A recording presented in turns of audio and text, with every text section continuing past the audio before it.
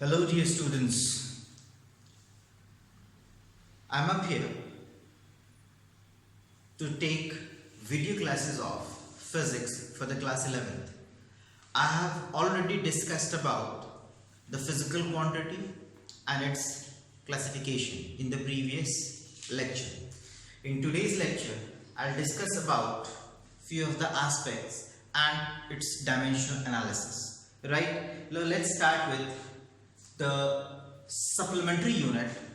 Although I dealt with the basic unit, that is mass, length, time, temperature. For that you need a unit of Kelvin.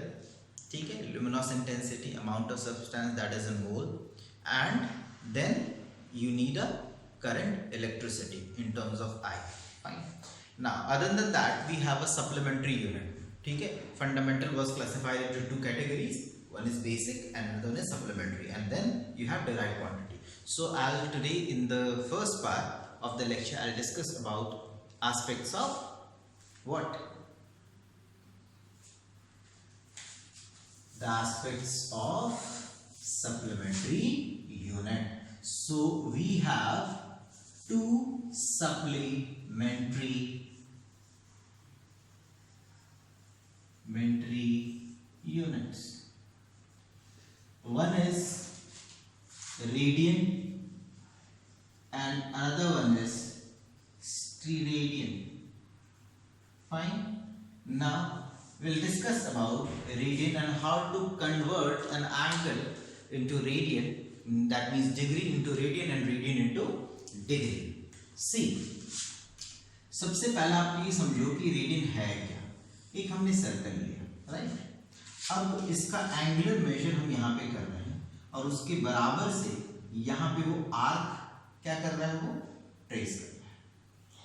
यहाँ पे हम जो angle trace कर रहे हैं उसको हम लोग डिग्री के रेस्पेक्ट में प्रेजेंट करते हैं, और ये जो लेंथ ट्रेस हो रहा है वो पाई के टर्म्स पे प्रेजेंट होता है, that is in terms of radian, right. So अगर हम ये पूरा चक्कर काट लें, ठीक है, तो हम क्या कह सकते हैं, ठीक है, हम ये कह सकते हैं कि 360 डिग्री है ये 2 पाई रेडियन. रेडियन को हम लोग ऐसा छोटा सा c से डिनोट करते हैं कि 360 degree is equal to 2 pi.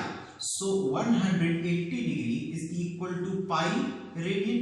So 1 degree is equal to pi divided by 180 radian. या तो आप ऐसा कह लो और नहीं तो आप ये भी कह सकते हो कि 1 degree is equal to pi upon 180 RAD, that is symbol for radian.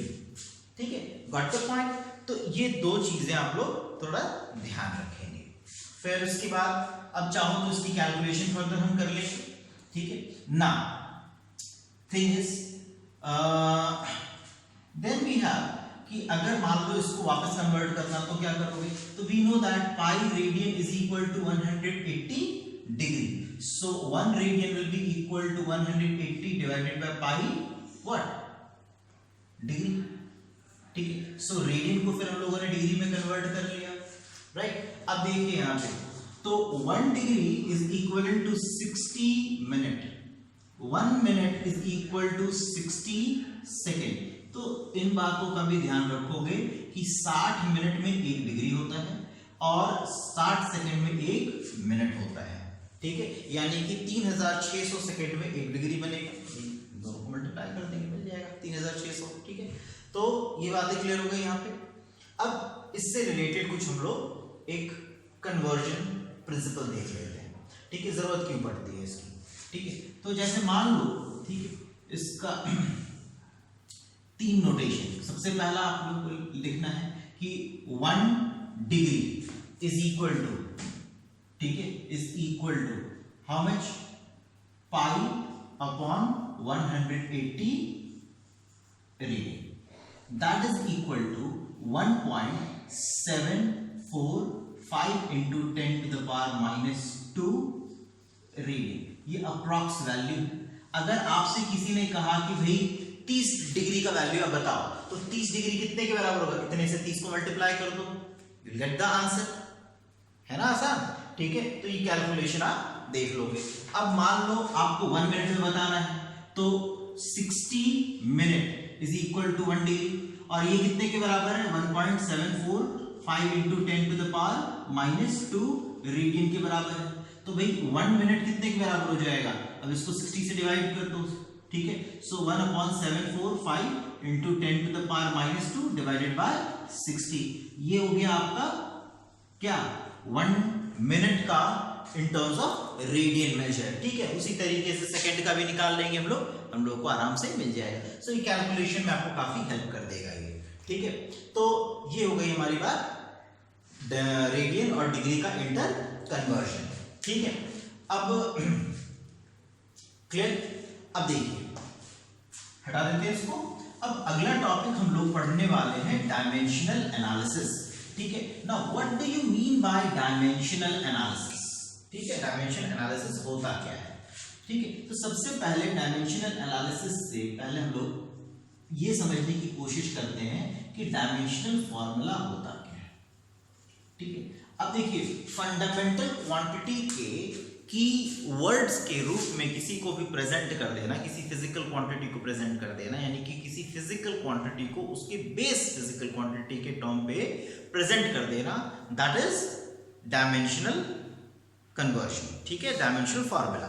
अब जैसे मान लो आपके पास वेलोसिटी है, ठीक है। सो वेलोसिटी का डायमेंशन फॉर्मूला क्या बनेगा, ठीक है। देखो मीटर पर सेकंड होता है ना यूनिट, आपको ज्यादा सोचने की चीज नहीं है, समझने की चीज है। तो देखो मीटर पर सेकंड है, तो मीटर किसके लिए होता है, लेंथ के लिए होता है, और टाइम किसके लिए, सेकंड किसके लिए होता है, टाइम के लिए होता है। अब इसको हम क्या लिखेंगे, l का पावर 1 और t का पावर -1, ये हो गया डायमेंशन फार्मूला किसका, वेलोसिटी का। सिमिलर वे में एक्सेलरेशन का अगर आपको डायमेंशन फार्मूला निकालना है तो क्या करोगे, मीटर पर सेकंड स्क्वायर होता है, यानी कि लेंथ एक बार होगा और टाइम 2 बार, राइट। अगर मान लो आपको मोमेंटम का फाइंड करना है तो मोमेंटम को p से डिनोट करते हैं और मास इनटू वेलोसिटी होती है, तो मास के लिए क्या हो गया m और वेलोसिटी क्या हो गया L1 और t का power -1। So this is the dimension formula for. तो अब इससे कई सारी बातें आप लोग जो है वो समझ सकते हो। अगर आपसे किसी ने कहा कि what are the factors on which momentum of a body depends, तो आप क्या क्या कह सकते हो, you can say that the momentum of a body depends on its mass, the momentum of a body depends on its length, the momentum of a body depends on its time, ठीक है। फिर acceleration किन बातों पे depend करता है, distance travel and time taken. Mass पे depend करता है क्या, नहीं, क्यों नहीं डिपेंड करता। तो भाई आप चाहो तो यहाँ पे m लगा दो, लेकिन m का पावर क्या हो जाएगा 0, anything to the power 0 is equal to 1। तो m के ऊपर का क्योंकि पावर 0 है इसीलिए उससे कोई भी रिलेशन इसका नहीं है, फाइन। तो फिजिक्स में डायमेंशनल एनालिसिस बहुत इंपॉर्टेंट रोल प्ले करता है। पहला तो हमें करेक्टनेस ऑफ द फार्मूला के बारे में पता चलता है। भाई किसी ने कह दिया कि टाइम पीरियड का फार्मूला √L/g होता है, ठीक है। किसी ने कहा t = 2 पाई √L/g होता है, ठीक है, मान लेंगे। लेकिन कैसे मान लें, जब इस साइड का टाइम का क्या होना चाहिए, ये सेकंड में है, तो इधर भी तो सेकंड में होना चाहिए ना, समझ में आ रही बात, इधर भी सेकंड में होना चाहिए। तो जब सेकंड में होगा तब तो मानेंगे, LHS RHS के आप कह रहे हो इक्वल बोल रहे हो, तो टाइम के बराबर होना चाहिए ना इसको।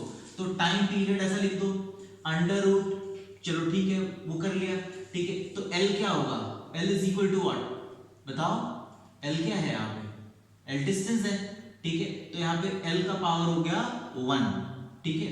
अब यहाँ पे क्या होगा, acceleration due to gravity, L t का पावर -2, यही होगा ना, और इस पूरे का पावर जो हो गया 1/2।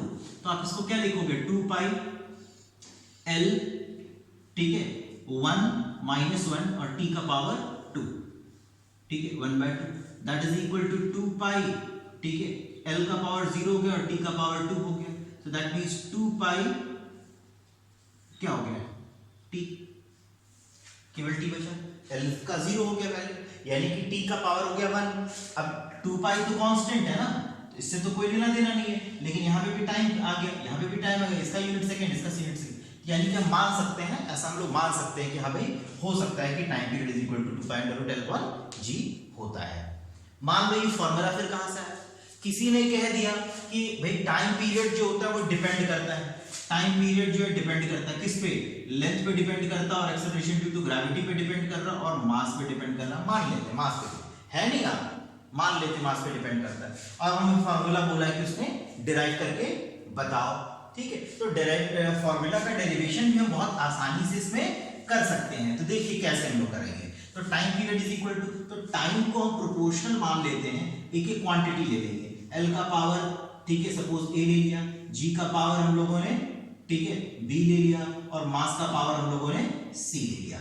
और टाइम क्या है, डायमेंशन एनालिसिस कर रहे हैं, इक्वल टू को हटाएंगे तो टी का पावर क्या हो गया 1, भाई 1 है ना यहाँ पे, इज इक्वल टू के, ये तो कांस्टेंट है प्रोपोर्शनलिटी, लेंथ एल का पावर है, एक्सेलरेशन एल, टी का पावर -2 का पावर बी, और मास है यानी कि m का पावर c। अब इसको इकट्ठा कर लेते हैं, तो k पहले मास लिखते हैं, तो m का पावर क्या हो गया c, ठीक है, l का पावर क्या होगा, यहाँ पे l का पावर a है और यहाँ पे l का पावर b है, तो a plus b power add हो जाएंगे, और t का पावर यहाँ पे और किसी में भी नहीं, केवल इसी में -2b, ठीक है, और यहाँ पे t का पावर हो गया 1 आपका। अब देखो यहाँ पे अगर mlt के टर्म पे इसको लिखना चाहो तो आप क्या लिखोगे, m का पावर 0, l का पावर 0 और t का पावर 1, यानी कि अब मास को मास से कंपेयर करो, लेंथ को लेंथ से कंपेयर करो, टाइम को टाइम से कंपेयर करो। जब ये कंपैरिजन करेंगे तो abc की वैल्यू हमें आ जाएगी। इसको मान लिया हम लोगों ने इक्वेशन नंबर 1, तो हम ये लिख सकते हैं ना c इज इक्वल टू 0,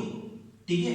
अब यहाँ पे देखो a plus b is equal to 0, यानी कि a is equal to -b, और तीसरे इक्वेशन में आ गया आपका -2b, ठीक है, is equal to 1, so b is equal to -1/2, तो b की वैल्यू -1/2 अगर है तो a की वैल्यू केवल 1/2 हो जाएगा। अब इन वैल्यूज को इसमें सब्स्टिट्यूट कर दो, t is equal to k, l का पावर क्या हो गया 0, ठीक है, a है ना, सॉरी 1/2, और g का वैल्यू -1/2, और m का वैल्यू c है यानी कि 0। तो खुद ही देख लो आप, √L/g हुआ कि नहीं हुआ, ठीक है। सो आपको क्या मिल गया, आपको मिल गया आपका फॉर्मूला।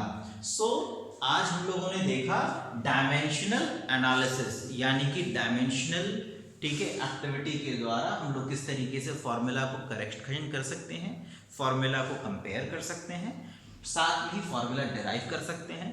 हम एक और काम कर सकते हैं कि यूनिट की आपस में कन्वर्जन कर सकते हैं, तो वो भी देख लीजिए आप लोग कि यूनिट के कन्वर्जन कैसे कर देंगे, ठीक है। तो अब देखो सपोज फिजिकल क्वांटिटी तो वही है ना भाई, चाहे आप वेलोसिटी को, फोर्स को आप न्यूटन में बोलो, चाहे फोर्स को आप डाइन में बोलो, कोई फर्क नहीं पड़ता, ठीक है। तो है तो दोनों फोर्स ही, ठीक है। तो आप quantity 1 is equal to quantity 2 कह सकते हो, यानी कि n1 u1 should be equal to n2 into u2 कह सकते हो ना, ठीक है। एक को हम लोग SI यूनिट मान लेते हैं और एक को हम लोग CGS यूनिट मान लेते हैं, ठीक है। तो सपोज करो, ठीक है, एक यूनिट को आपको दूसरे यूनिट में कन्वर्ट करना है, तो न्यूटन है, तो न्यूटन को कन्वर्ट करना है आपको डाइन में, ठीक है, सपोज करना है। तो न्यूटन किसके लिए फॉर्मूला है, फोर्स के लिए। फोर्स का मतलब क्या होता है, मास इनटू एक्सेलरेशन। तो भाई n1 क्वांटिटी कितनी है 1, यहाँ पे 1 न्यूटन को आपको कन्वर्ट करना है, कन्वर्ट देखो यहाँ पे 1 newton is equal to dash dyne, ठीक है, ये आपसे पूछा गया है, राइट। तो 1 newton is equal to dash dyne है, तो ये n1 की वैल्यू हो गई 1, यूनिट 1, ठीक है। तो फोर्स, ठीक है, का डायमेंशन फार्मूला क्या होगा बताओ, force is equal to mass into acceleration, यानी कि मास, लेंथ और टाइम का पावर -2, ये हो गया आपका डायमेंशन फार्मूला किसका, फोर्स का। तो हम यहां पे लिखेंगे m1, ठीक है, l1 और t माइनस t1 माइनस 2, ठीक है। अब यहां पे देखो n2 हमें नहीं पता और u2 कितना है, ठीक है, m2 l2 और t2 माइनस 2, ठीक है। तो n2 हमें फाइंड करना है, सो n2 इज इक्वल टू, अब देखो दोनों को कंपेयर करना है, तो CGS यूनिट में क्या होता है, मास ग्राम में होता है, लेंथ किस में होता है, सेंटीमीटर में होता है, और टाइम किस में होता है, सेकंड में होता है, सेकंड का पावर -2 है। यहाँ पे मास केजी में होता है तो 1000 ग्राम हो जाएगा ना, ठीक है, इनटू लेंथ कितना होगा 100 सेंटीमीटर हो जाएगा ना, और टाइम कितना होगा सेकेंड -2। अब खुद बताओ आप, ये दोनों कैंसिल हो गए, सेंटीमीटर कैंसिल हो गया, ग्राम कैंसिल हो गया, यानी कि अल्टीमेटली 10 यहाँ पे ये 3 और 2 5, तो 10 टू द पावर 5 डाइन, ठीक है। तो इसका मतलब हुआ कि 10 टू द पावर 5 हो गया, 10 टू द पावर 5 मिल गया। तो आप ये कह सकते हो ना कि यहाँ पे n2 की जगह पे क्या पुट करोगे 10 टू द पावर 5, यानी कि 1 newton is equal to 10 to the power 5 dyne, ठीक है। तो देखा आपने कि एक यूनिट को हम लोग दूसरे यूनिट में भी कन्वर्ट कर सकते हैं, ठीक है। दैट इज एसआई यूनिट को सीजीएस में और सीजीएस को एसआई यूनिट के अंदर कन्वर्शन आराम से किया जा सकता है, ठीक है। गो थ्रू इट, ठीक है, and in the next class, ठीक है, we will study about what rounding off the value, decimals value, ठीक है। Take care, thank you and study well.